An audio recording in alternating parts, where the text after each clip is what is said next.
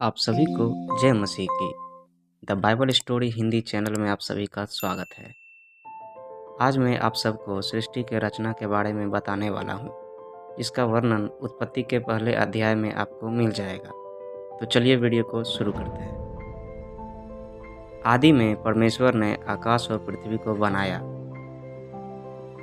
पृथ्वी बेडौल और सुनसान पड़ी थी और गहरे जल के ऊपर अंधियारा था तथा परमेश्वर का आत्मा जल के ऊपर मंडराता था।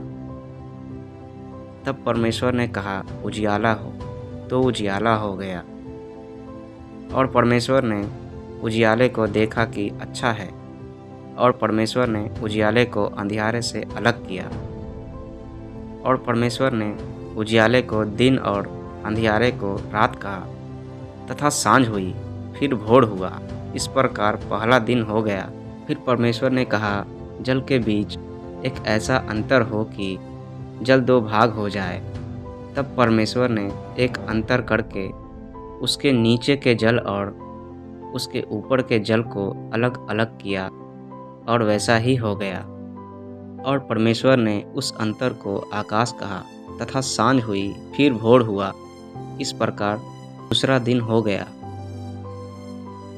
फिर परमेश्वर ने कहा, आकाश के नीचे का जल एक स्थान में इकट्ठे हो जाए और सूखी भूमि दिखाई दे, और वैसा ही हो गया।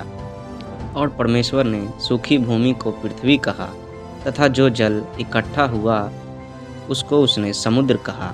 और परमेश्वर ने देखा कि अच्छा है। फिर परमेश्वर ने कहा, पृथ्वी से हरी घास तथा बीज वाले छोटे छोटे पेड़ और फलदायी वृक्ष भी, जिनके बीज उन्हीं में एक एक की जाति के अनुसार होते हैं, पृथ्वी पर उगें, और वैसा ही हो गया।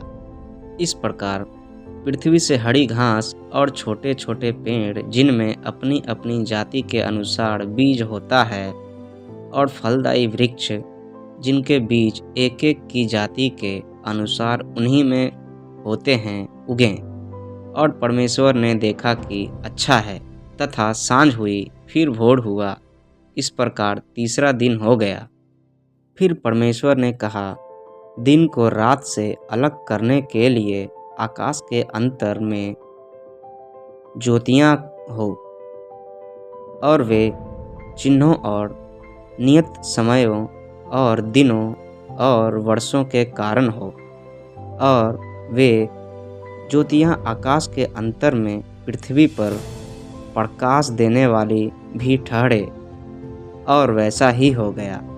अब परमेश्वर ने दो बड़ी ज्योतियाँ बनाई। उनमें से बड़ी ज्योति को दिन पर प्रभुता करने के लिए, और छोटी ज्योति को रात पर प्रभुता करने के लिए बनाया, और तारागण को भी बनाया।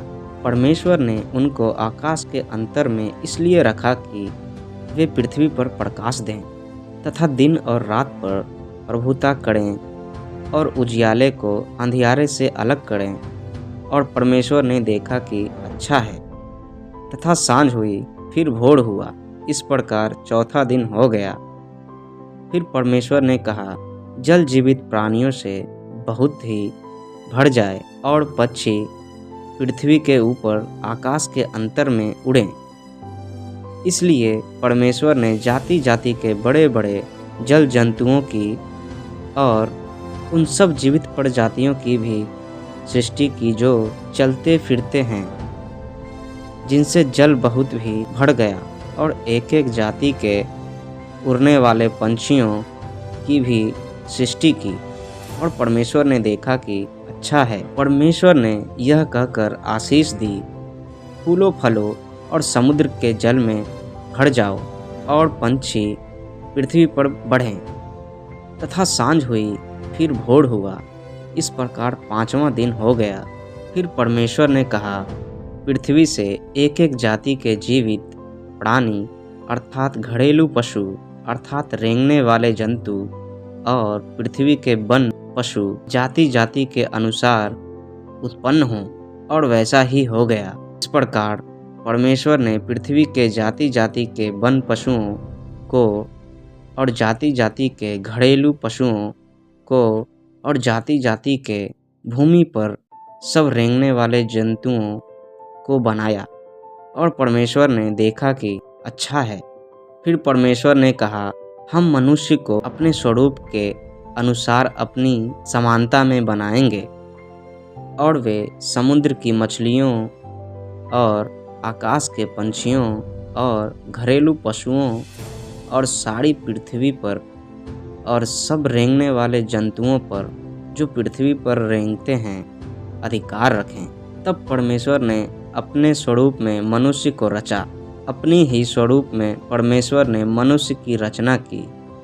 नर और नारी के रूप में उसने मनुष्यों की सृष्टि की। और परमेश्वर ने उनको आशीष दी और उनसे कहा, फूलो फलो और पृथ्वी पर भर जाओ और उसको अपने वश में कर लो और समुद्र की मछलियों तथा आकाश के पंछियों और पृथ्वी पर रेंगने वाले सब जंतुओं पर अधिकार रखो। परमेश्वर ने उनसे कहा, सुनो, जितने बीज वाले छोटे छोटे पेड़ सारी पृथ्वी के ऊपर हैं और जितने वृक्षों में बीज वाले फल होते हैं वे सब मैंने तुमको दिया है, वे तुम्हारे भोजन के लिए हैं। और जितने पृथ्वी के पशु और आकाश के पक्षी और पृथ्वी पर रेंगने वाले जंतु हैं जिनमें जीवन का प्राण है, उन सब के खाने के लिए मैंने सब हरे हरे छोटे पेड़ दिए हैं।